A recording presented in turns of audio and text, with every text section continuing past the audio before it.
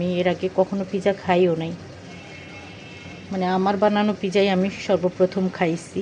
একটা পিৎজা তৈরি করে ফেললাম, এটা রেডি করে রেখেছি। 2 চুলা হলে এটাকেও বেক করতে দিয়ে দিতাম, যেহেতু নারকেলের তেল বানাচ্ছি। তো তেলগুলো আমি সব তুলে নিচ্ছি, তুলে এই কড়াইতে নিয়ে নিচ্ছি।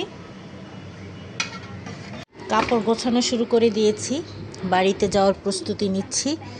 তো আজকে হচ্ছে 23 তারিখ রাত, আমরা 25 তারিখে যদি যাই তো আজকে থেকে কাপড় চোপড় গোছা দিতে হবে। তো এখানে শুধুমাত্র আমার ড্রেসগুলো ঢুকালাম, আর এখানে আমার মেয়েরগুলা একটু একটু করে ঢুকাচ্ছি। তারপরে এখানে যাবে আরও অন্যান্য কাপড়, ছেলে লাগেজ এখনও গোছানো হয় নাই। তো একে একে করছি। তার আগে আপনাদেরকে দেখাই কয়টা বাজে।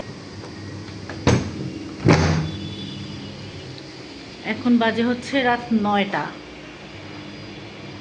এই যে 9টা বেজে গেছে। এখন আমি তৈরি করছি মেয়োনিজ। আজকের রাতের খাবারের জন্য তো হয়ে গেছে। লাস্টবারের মতো একটু তেল দিয়ে দিলাম।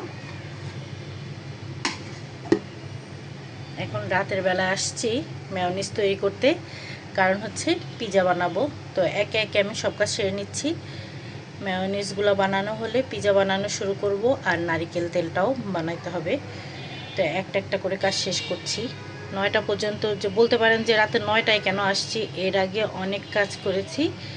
করতে করতে দেখি যে রাত 9টা বেজে গেল। কাপড় চোপড় গোছালাম, মেয়েকে খাওয়ালাম, এছাড়া আরও তো কত কাজ আসছে, নিজেও চা কফি খাইলাম, এই আর কি। তো আমি মেয়োনিজটাকে বানাই নিচ্ছি।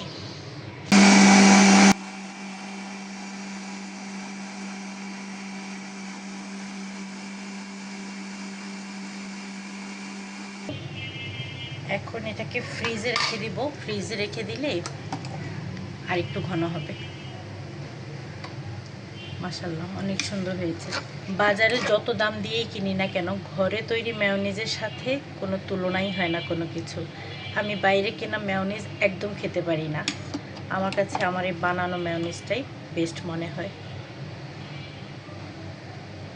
যে খাবারের সাথে খাবো এই মেয়োনিজ দেওয়ার কারণে সে খাবারের স্বাদ বেড়ে যাবে। গতকালকে নারিকেল ব্লেন্ড করে, নারিকেল চিপিয়ে তারপরে দুধ বের করে রেখেছি। সারা রাত ফ্রিজে ছিল, সারা রাত, আজকে সারা দিন। এখন আমি এই কড়াইতে নারিকেল তেল তৈরি করব, আর উপর থেকে এই যে এরকম একটা চামচের সাহায্যে উপর থেকে তেলটাকে তুলে নেব। এই দেখেন, তেলটা আলাদা হয়ে গিয়েছে আর পানিটা আলাদা সরে গিয়েছে। এখন এই তেলটাকে আমি চামচের সাহায্যে খুব সুন্দরভাবে তুলে এই কড়াইতে নিয়ে নিব। তো তেলগুলো আমি সব তুলে নিচ্ছি, তুলে এই কড়াইতে নিয়ে নিচ্ছি।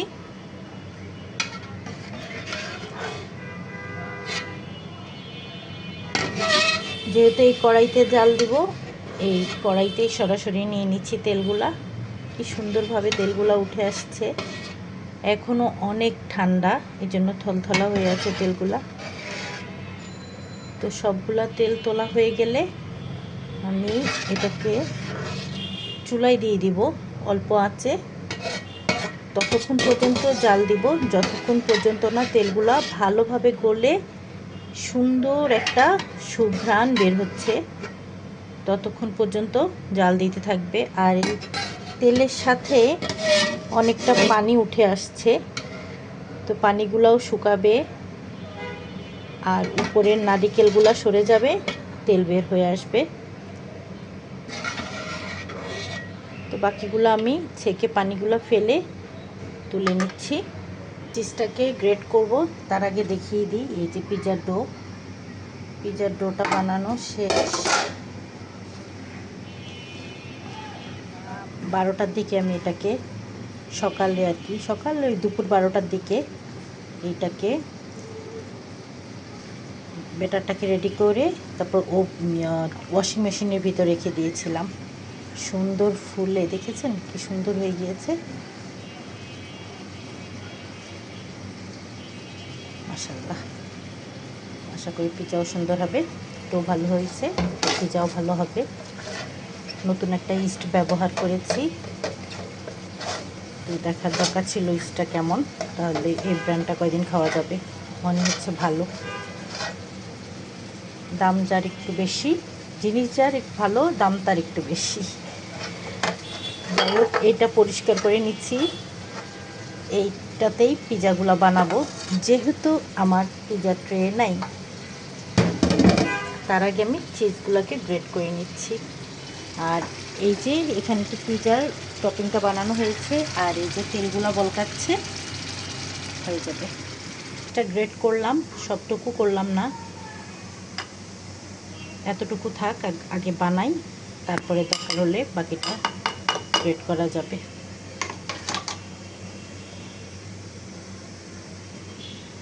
এটা আমি এখন পিজা বানানো শুরু করব। এই যে তেল তৈরি করছি, নারিকেলের তেল।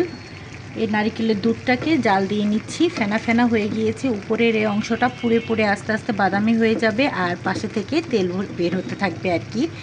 এ পর্যায়ে যে কী সুন্দর একটা ঘ্রাণ বের হচ্ছে। আর এই যে ওই দুধটা যখন পুড়ে পুড়ে বাদামি হয়ে যাবে আর তেল ছেড়ে দিবে, আর এই লেয়ারটা খেতে যে কী স্বাদ, ছোটোবেলায় খুব স্বাদ লাগতো, যদিও এখন বেশি একটা ভালো লাগে না, কিন্তু খুব সুন্দর একটা সুঘ্রাণ বের হচ্ছে। নারিকেলটা আসলে কচি নারিকেল, যদি বাড়তি নারিকেল হতো তাহলে তেল বেশি ভালো পাওয়া যেত আর কি। তেল তৈরির জন্য বাড়তি নারিকেলটা আসলে ভালো, মানে বুড়া নারিকেল যেগুলা, ওগুলা। এটা একটু কেমন ডাব টাইপের। যাই হোক, একটু সময় লাগবে তাহলে, তো সময় নিয়েই করবো। আর এটাকে আমি এখন পাশে চুলায় দিয়ে দিব, আর এই চুলায় আমি পিজা বানাবো, যেহেতু এই চুলার আগুনটা চারদিক থেকে সুন্দরভাবে আসে, এই জন্য এই চুলায় পিজাটা বসাবো, মানে পিজা বেক করব আর কি। ওই যে রান্না বসাবো বলতে বলতে পিজা বসাবো বলে ফেলছি। যাই হোক, কোনো সমস্যা নেই।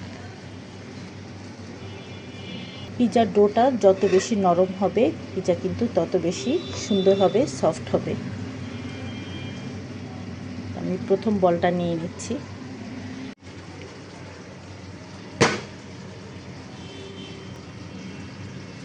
তো প্রথমে দিয়ে দিচ্ছি সস। আজকে বেশি কিছু দিব না, শুধু সস আর মাংসের কিমাই দিব, বেশি কিছু নাইও আসলে বাসায়, আর চিজ দিব আর কি। তো সসটাকে দাঁড়ান আমি একটা চামচ নিই,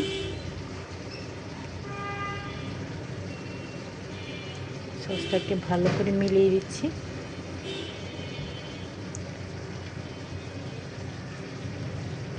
কিন্তু একটা বারবিকিউ সস দিয়েও বানাবো, তাহলে স্মোকি একটা ফ্লেভার আসবে, আর ওইটা খেতে ভালো লাগে। চিলি ফ্লেক্স থাকলে ভালো হইতো, চিলি ফ্লেক্স নাই। তো প্রচণ্ড গরম, রান্নাঘরে টিকাই যাচ্ছে না, কিছু করার নাই। আজকে না বানালে আর বানানোর টাইমও পাবো না পিজা। তো মূলত তো মাংস ফ্রিজে যা ছিল, ফ্রিজ খালি করার জন্যই এত কিছু আর কি। তো আবার যদি ফ্রিজে রেখেই যাই কী লাভ। আর সবাইকে আজকে বলে রাখছি পিজা বানাবো, সবাইকে, রাতুলের বাবাকে, এটা না খাওয়ালে কেমন করে হবে। যাই হোক, প্রচুর গরম, ওদিকে তেলটা হইতে কিন্তু অনেক সময় লেগে যাবে, একরকম পুড়ে যাচ্ছি বলতে পারেন। এটাই হচ্ছে আজকে আমাদের রাতের খাবার। ব্ল্যাক অলিভ নাই, বাসায় নাই, আনানো হয় নাই।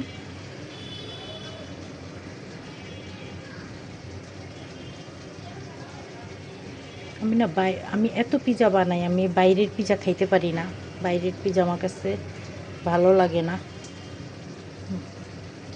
আমার নিজের বানানো পিজাই আমার কাছে বেশি ভালো লাগে, বেশি করে মাংস দিয়ে এভাবে বানিয়ে খেতে। জীবনে প্রথমবার যখন আমি পিজা বানাইছিলাম, শুধুমাত্র ইউটিউব দেখে বানাইছি আমি, এর আগে কখনো পিজা খাইও নাই। মানে আমার বানানো পিজাই আমি সর্বপ্রথম খাইছি, না খেয়ে না টেস্ট করে, শুধুমাত্র ইউটিউব দেখে বানায়া তারপরে খাইছিলাম আর কি। তো আমার কাছে এরপর থেকে যতবারই বাইরেরটা খাইছি ভালো লাগে না, আমার কাছে মনে হয় আমার বানানোটাই বেস্ট।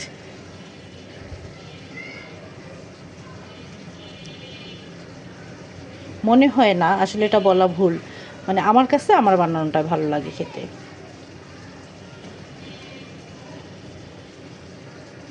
আমার বানানো মেয়োনিজ, আমি বাইরের মেয়োনিজ অনেক খাইছি, ভালো লাগে না। আমার বাসা বানানোটাই ভালো লাগে, আর আমি আমার ছেলেকে এটা খাওয়াইতেই বেশি পছন্দ করি, সেও আমার বানানোটাই বেশি পছন্দ করে। তো ব্যাস,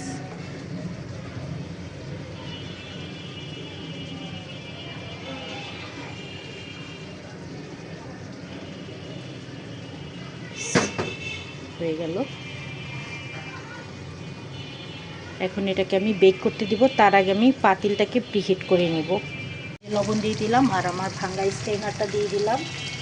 এবার চুলার আঁচটা হাই থেকে মিডিয়াম হাই করে দিলাম। এখন আমি পিজার ট্রেটা দিয়ে দিব।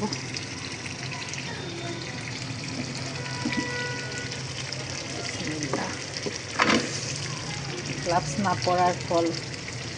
ও আচ্ছা, যাই হোক, আমি এখন ঢাকনা দিয়ে দিচ্ছি।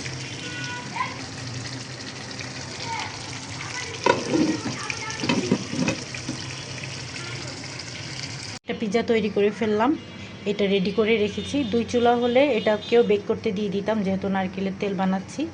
তো এটা রেডি করে রাখলাম, এটাও কিছুটা ফুলে যাবে। তো এই যে তেলগুলো এখনও হচ্ছে, তেল উপরে ভেসে উঠছে, দেখতেই পাচ্ছেন। আর পিজাটাও হচ্ছে। একটা ভুল করেছি, এই ফুটাটা বন্ধ করি নাই গ্লাসের, মানে ওই লিডের। এখন এটা বন্ধ করে দিচ্ছি, এই লিডের ফুটাটাও বন্ধ করে দিলাম। আর এই যে তেলটা উপরে ভেসে উঠছে, আর নারিকেলের যে লেয়ারটা সেটা নিচে নেমে যাচ্ছে। একটা পিজা হয়ে গিয়েছে, এখন আমি এটাকে তুলে নিব আর এটাকে দিয়ে দিব।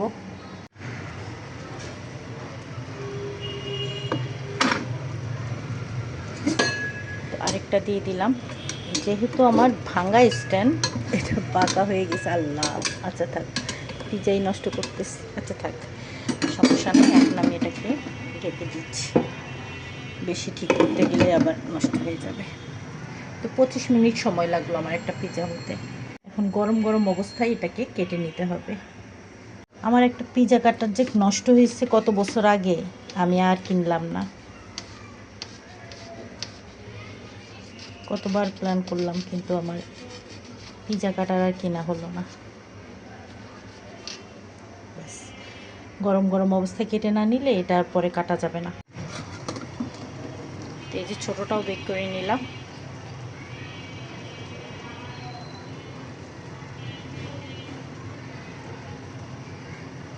পিজাটাও প্রায় হয়ে গিয়েছে। যে পরিমাণে ডো নিয়েছি, পিজা হয়েছে 3টা 4টা, এটা লাস্ট ওয়ান, এটা নিয়ে মোট 4টা পিজা হয়েছে। তো আজকের মতো কাজ শেষ। এখন প্রায় 10:30 বেজে গিয়েছে। এখন আমার অন্য কাজ, তার আগে আমি গোসল করে নেব।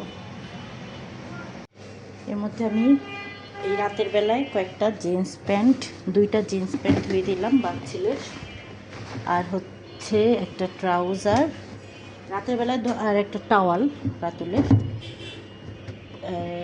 রাতের বেলায় ধুলাম, এর কারণ হচ্ছে এখন আবহাওয়া যেরকম, সকালে হয়তো সেরকম নাও থাকতে পারে, তাহলে মোটা কাপড়গুলো শুকাবে না। এগুলো সারা রাত বারান্দায় থাকলে সুন্দর শুকিয়ে যাবে। এখন আমি এগুলো মেলে দিব।